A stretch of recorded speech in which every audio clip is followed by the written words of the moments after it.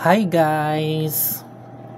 May nagtanong pala guys, ang ang tanong po niya kung pwede daw po bang pagsabayin ang salary loan at calamity loan sa SSS.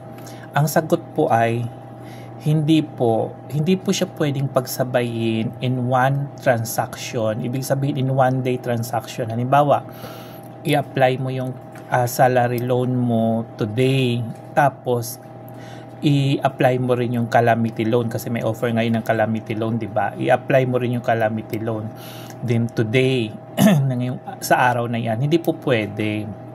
Dapat isa lang po muna.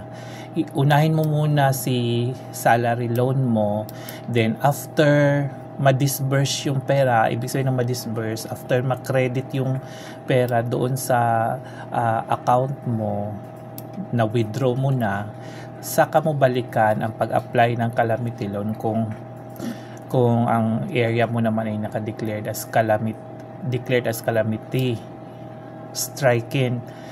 Ibig sabihin, isa ka sa biktima ng kalamidad at ang home address mo ay tama naman at gusto mo mag-avail ng calamity loan, yun pwede ka.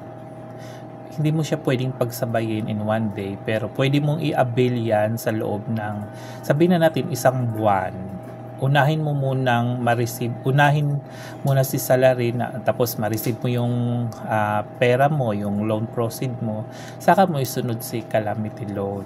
Ganun na lang po ang gagawin mo. Pero yung pagsabayin ng isang araw na transaction, wala pong ganun. Hindi po pwede yun. Yun po ang sagot doon.